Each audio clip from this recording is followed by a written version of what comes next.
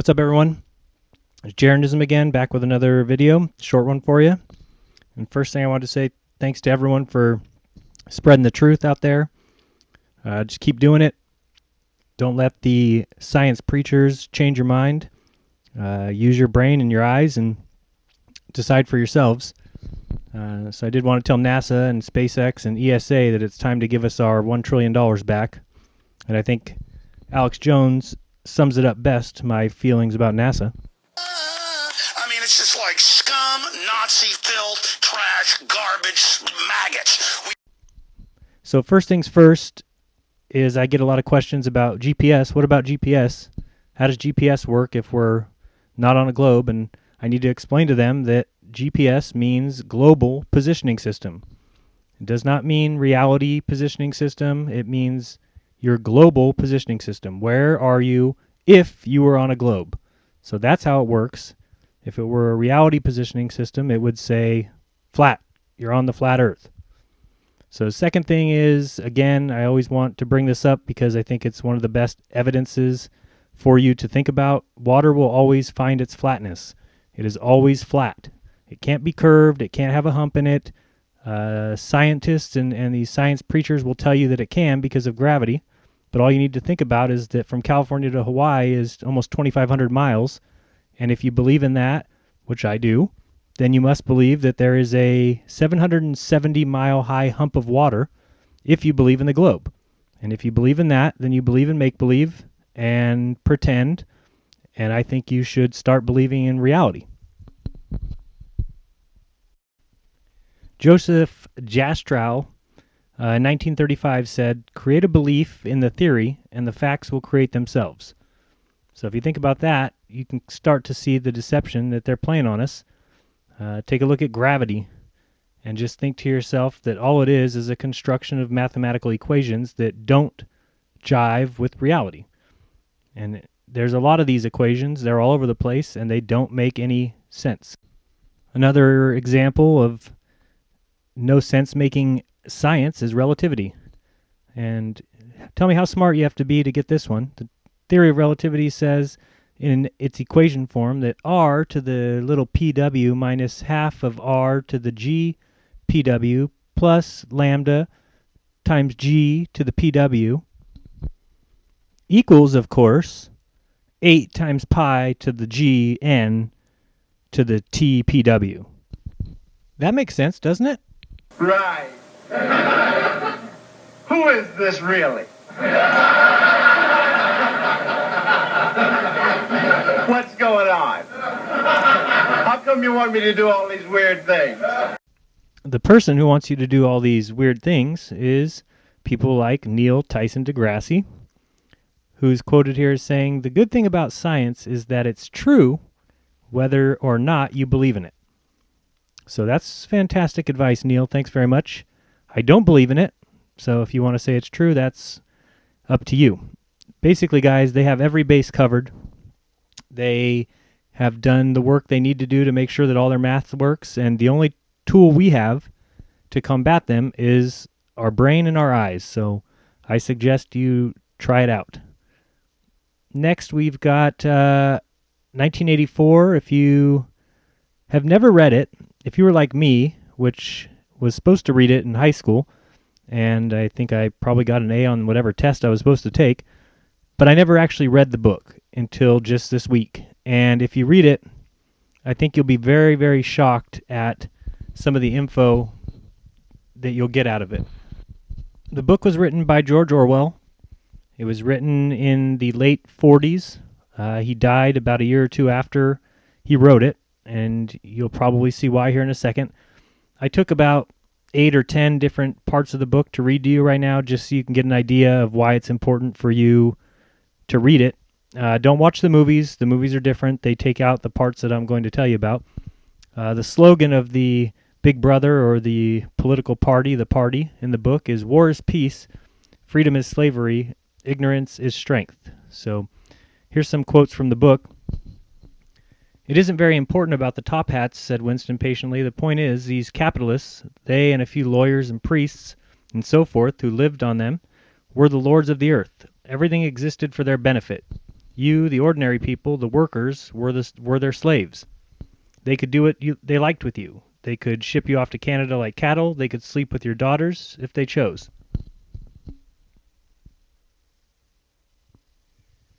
The heresy of heresies was common sense, and what was terrifying was not that they would kill you for thinking otherwise, but that they might be right.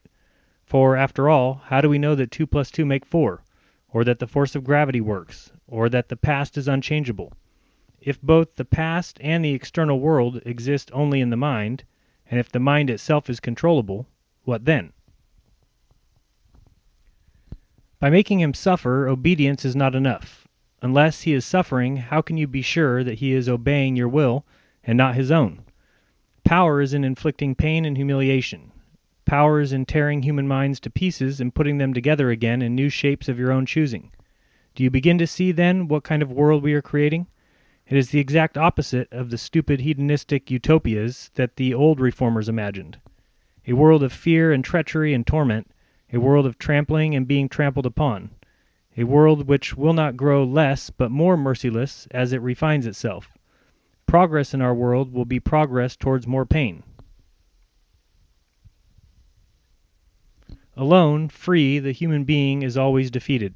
It must be so, because every human being is doomed to die, which is the greatest of all failures.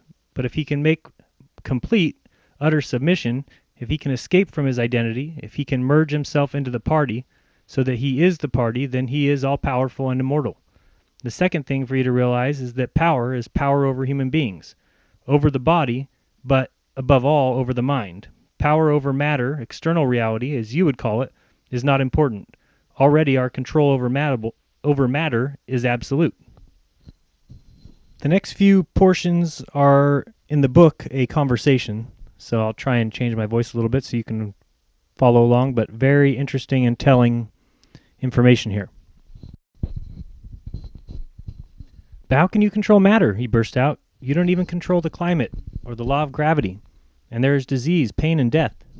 O'Brien silenced him with a movement of his hand. We control matter because we control the mind. Reality is inside the skull. You will learn by degrees, Winston. There is nothing that we could not do. Invisibility, levitation, anything. I could float off this floor like a soap bubble if I wished to. I do not wish to because the party does not wish to. You must get rid of those 19th century ideas about the laws of nature. We make the laws of nature. But you do not. You're not even masters of this planet. What about Eurasia and East Asia? You have not conquered them yet. Unimportant. We shall conquer them when it suits us. And if we did not, what difference would it make? We can shut them out by existence. Oceania is the world. But the world itself is only a speck of dust, and man is tiny, helpless. How long has he been in existence? For millions of years, the earth was uninhabited. Nonsense! The earth is as old as we are, no older. How could it be any older?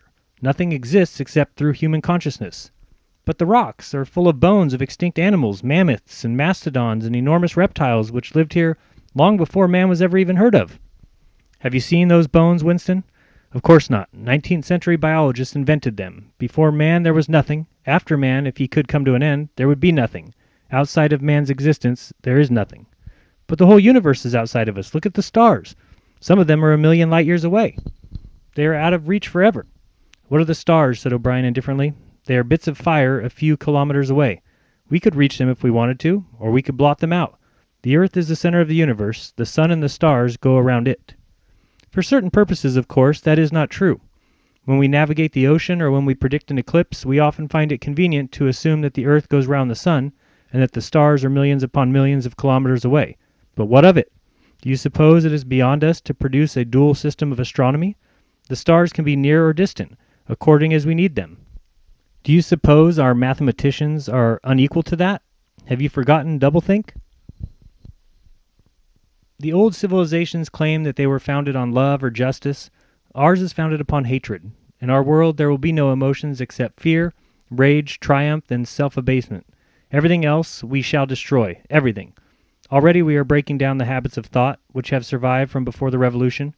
We have cut the links between child and parent, and between man, and between man and woman. No one dares trust a wife or a child or a friend any longer. But in the future, there will be no wives and no friends. Children will be taken from their mothers at birth, as one takes eggs from a hen. The earthly paradise had been discredited at exactly the moment when it became realizable.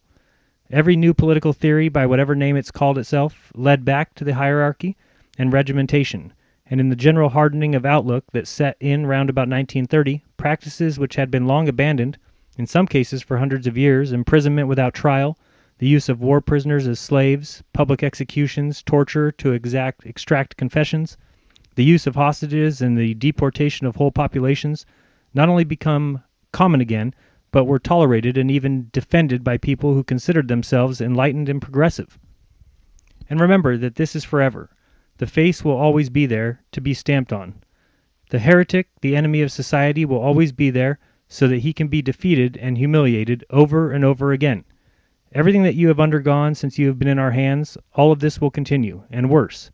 The espionage, the betrayals, the arrests, the tortures, the executions, the disappearances will never cease. It will be a world of terror as much as a world of triumph. The more the party is powerful, the less it will be tolerant. The weaker the opposition, the tighter the despotism.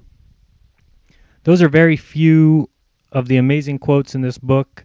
I recommend you read it today, tomorrow, this week. You can go online and just search for it. It is in the public domain, so Project Gutenberg and other places like that. You can get the free ebook. Check it out. I think that George Orwell knew a lot, knew more than a lot of people at that time, and he paid for it with his life. He only lived to be 47 years old. He also wrote Animal Farm, which is another great book. If you have never read that, I recommend it. Basically, the book teaches us that exactly what's going on now, exactly what the government's doing, exactly what the Masons are doing. They have taken us over from the inside, meaning they have gotten in our heads.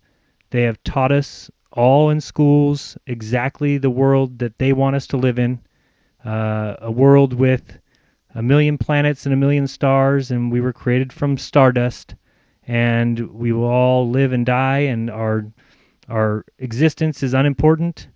And if you're following along with my channel and others like it, you'll realize now that that is the biggest lie in the history of the world.